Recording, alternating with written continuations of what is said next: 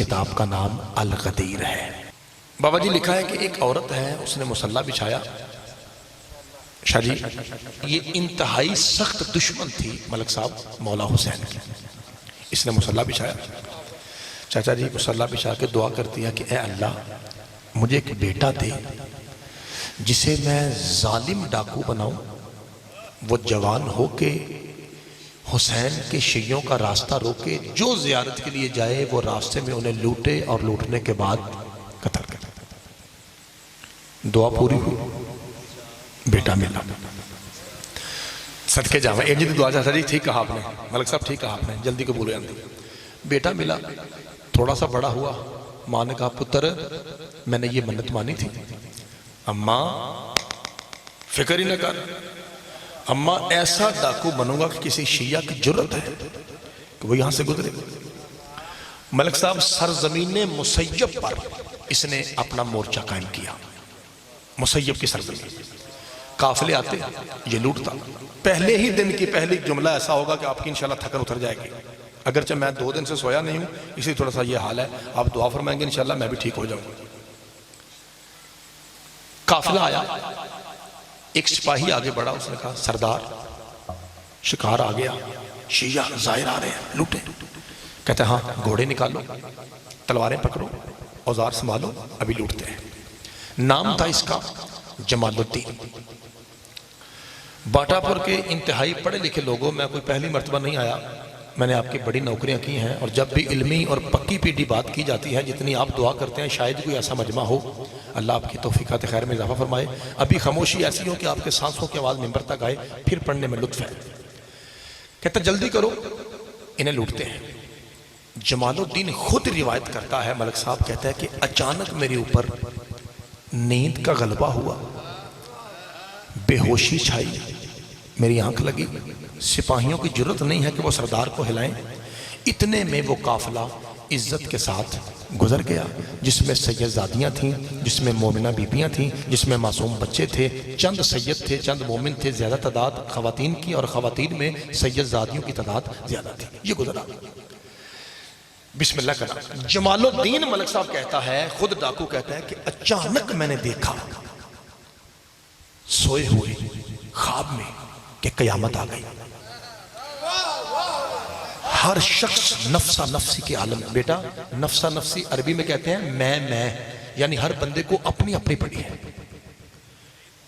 اللہ کی آواز آئی، فرشتو جی مالک، فرمایا ظالم ڈاکو جمال الدین کو یہاں سے پکڑو اور گھسیٹتے ہوئے جہنم میں پٹک دو۔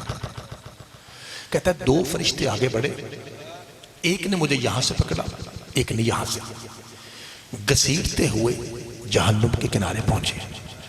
جیسے ہی کنارے پہ کھڑے ہوئے، اوپر سے اللہ کی آواز آئی اسے اٹھاؤ اور جہنم میں پٹک دو۔ کہتا ہے جیسے ہی مجھے فرشتوں نے پٹکا، میں آگ میں مطمئن تھا، فرشتے اوپر گھبرائے، کانپے، پریشان ہوئے۔ مالک مجرم تیرا، آگ تیری، ہم تیرے، حکم تیرا، لیکن جب سے ہم نے اس ڈاک صدقے جاواں، جب سے ہم نے اس ڈاکو کو جہنم میں پھینکا ہے، آگ اسے ٹچ ہی نہیں کر رہی، آگ اسے مس ہی نہیں کر رہی، آگ اسے چھو ہی نہیں رہی۔ آخر وجہ کیا ہے؟ اللہ کی آواز فرشتوں، حیران پریشان، گھبرانے کی ضرورت نہیں ہے۔ حسین کے شیعہ اس کے قریب سے گزرے تھے، ان کے قدموں سے مٹی اڑ کے اس پہ بدن پہ پڑی ہے، جب تک وہ مٹی موجود ہے اس پہ جہنم کی آگ حرام ہے۔ صدقے جاواں، اللہ آپ کو سلامت رکھے۔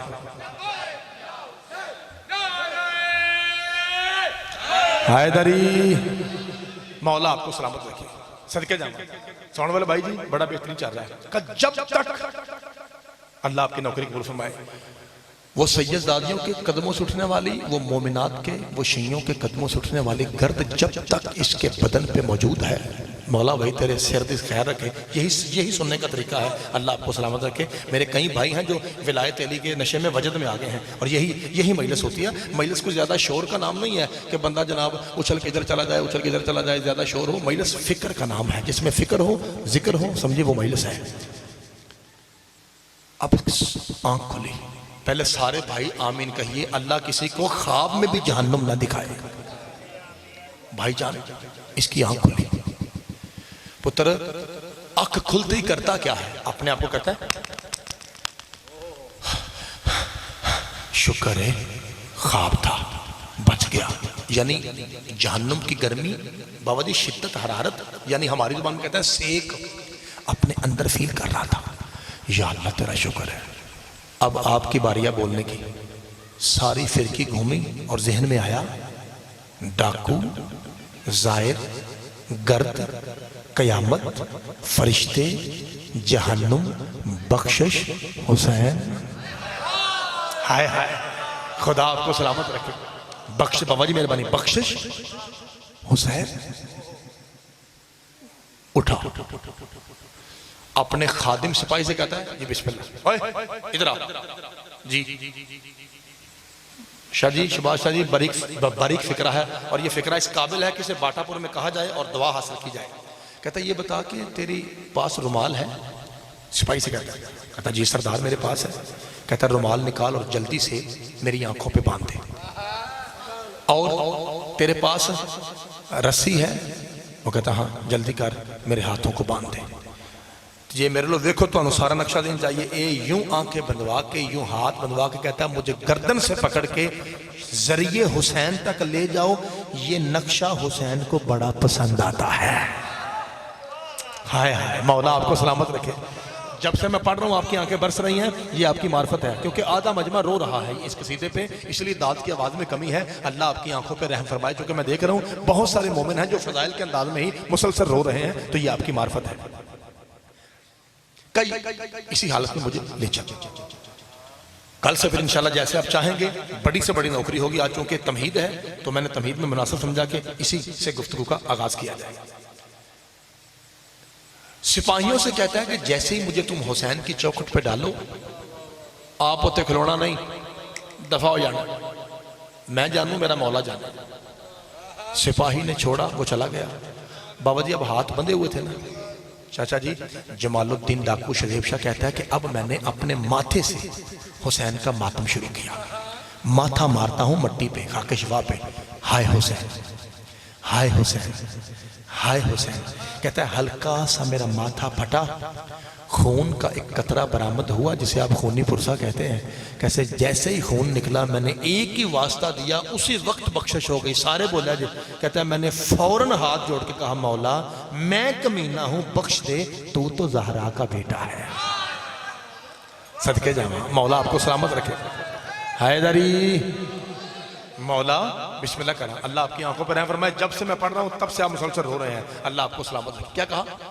کہ مولا میں کمینہ ہوں، میں ذلیل ہوں، مولا تو کریم، ابن کریم، ابن کریم، ابن کریم ہے. صدقے جاواں. چھوٹے پتر پتہ کیا مطلب تھا؟ اس کا مطلب یہ تھا کہ مولا حسین تو کریم، تیرا بھائی حسن کریم، تیرا بابا علی کریم، تیرا نانا نبی کریم، اور تیرا دادا ابو طالب ایسا کریم وہ جو بچہ پالتا ہے یا نبی بنتا ہے یا علی بنتا ہے. اللہ آپ کو سلامت رکھے.